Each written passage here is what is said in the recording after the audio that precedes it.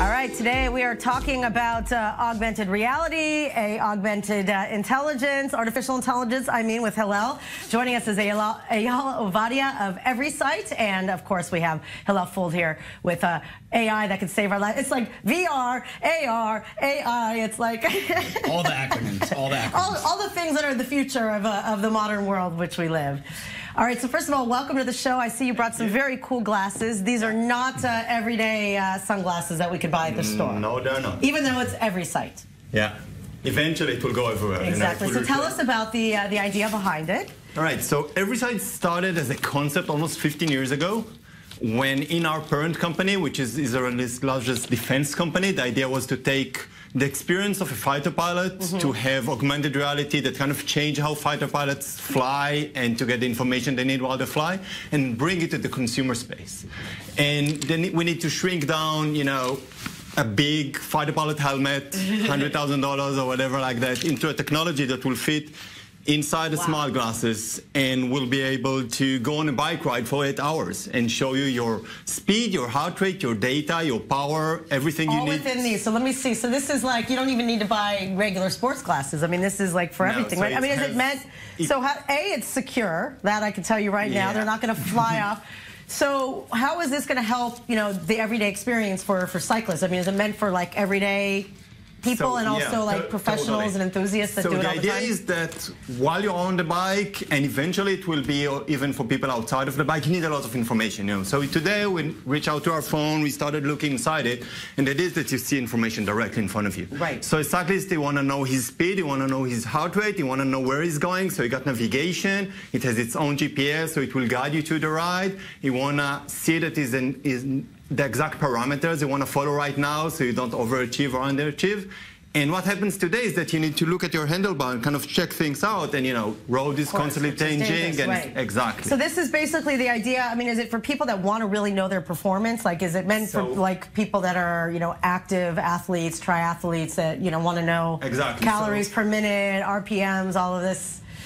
Totally. Analytical So right now, our go-to guy is a guy that has, like a $10,000 bike and is really about performance and achieving stuff and going to the next level.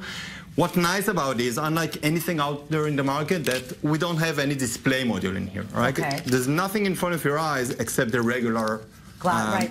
That's true. So it's all like in here. Yeah. So what happens with that is that if I turn them off, I don't have anything bother me, all right? Right. So even for everyday use, you can turn them off, and then if phone calls comes on, you can tap on it and answer it. That looks like a tiara, but that's cool. So what do you think? So Hillel, listen, he knows everything about anything.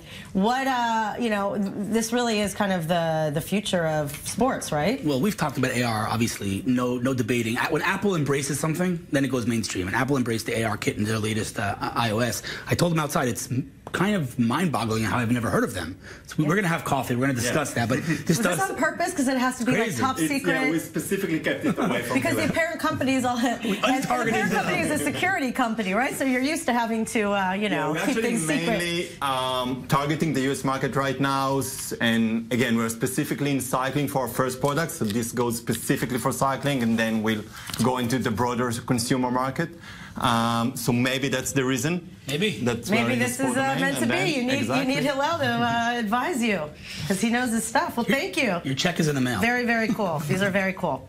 And I know this is just the beginning of, I'm sure, new technology is going to come, and it's going to only get more and more sophisticated every year, this right? This is our first product, and from here on... Not bad. Thank you. All right, now we got some other interesting items with you, some WeWork news, right? Yes, indeed. So WeWork has, become somewhat of a beast, of an empire, I should say. Raised billions of dollars, worth $20 billion, which is remarkable because without being part of the WeWork kind of network, on the surface, it seems it's basically a glorified real estate company, but in reality, it's obviously much more. It's a movement, it really is, and a revolution, one might say. And they, like I said, they've raised billions, so they're on somewhat of a shopping spree lately. They just acquired Meetup, which is taking the kind of our digital lives and bringing them into real life, face-to-face meetings, which are kind of being replaced in today's day and age. So it makes a whole lot of sense for them to acquire them. But what's more interesting to see is just how they're, slowly kind of taking over the whole, professional workspace universe, I should say. And WeWork is, is something else. You just see them grow and grow and grow. And, Adam Newman, proud I know you knew him back in the day. I was sitting with him like 5 years ago. You're a beast. He was living in a small apartment like on the Lower East Side. One of the most impressive, if not the most impressive CEO I've ever met. Wow, really? Honestly, yeah, he's a Listen, phenomenal I have to say, from the times that I met him, he's a really nice guy. Super duper and impressive. So unassuming that you would never know that he's had many failures before WeWork, by the way. You know, he talks about that as well. He borrowed money from his grandmother to start WeWork, literally. Wow. It's an amazing story, but, you know, kind of like the Cinderella story. But this acquisition, you know, I know the investors of Meetup, I know the investors of WeWork. It's kind of a happy ending for everyone. Not ending, just the beginning, but Meetup is an interesting company, and this collaboration makes sense. Good, yeah, exactly. Yeah. So everyone's kind of teaming in their own like-minded little, it's like picking my team. Okay, Meetup goes here. Want this guy, all right. Want that guy. Speaking of, okay, so now Facebook AI software, not AR, but AI software, which is actually really medically important, right? Right, medically important, and I think, you know, Facebook has that responsibility, because we've never seen a company at this scale before. I mean, these guys, you know, who's not on Facebook today, right? And so when terrorists leverage the platform to announce that they're going to do a terrorist attack, or people, you know, write a suicide note on Facebook, if Facebook can't detect that, it doesn't look very good when somebody announces it and then goes and does it, and Facebook didn't know anything about it. So they actually wrote a blog post yesterday that 99% of all of the kind of ISIS and other terrorist organization posts on Facebook go detected before they even post it. Meaning that as they're writing it, you know, they're analyzing the text of what they're writing, and they're able to detect it really early on. And that goes the same thing with whether it's bullying, whether it's suicide and other things. It's extremely important. And, you know, AI, we've talked about it before, is,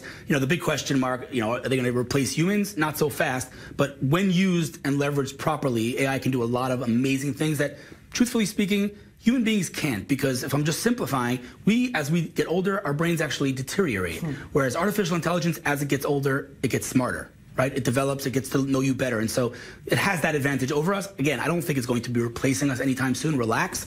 But this is a perfect example of how we take technology that exists and use it for the better of the world, really. And so it's great to see. That's very great to see. Okay, and let's see, what else? We've got, I just want to ask also about the medical component. I mean, like, so they're able to trigger if somebody's, like, depressed, like, they're able to, like, contact family members also, you know, things like this? Natural language processing and analyzing their text and other things. Yeah, I mean, again, they have, I don't know about their, you know, they don't have to do this, but it's kind of they have to do it because they're a public company. They can't afford. Soon they're going to get, you know, lawsuits for... Right. The other thing we want to talk about is the OnePlus 5T, the mobile phone. That OnePlus is kind of like a Chinese company, independent, not Samsung, not Apple, and they released a phone called the 5T, which everyone's comparing to the iPhone 10, which is a big freaking deal when you're a small company. But they're making some really fantastic devices, and that was so it's someone to contend with. Yeah, definitely. OnePlus is a very, very interesting company to watch, for sure. Okay. Thank you, guys. All right. Thanks.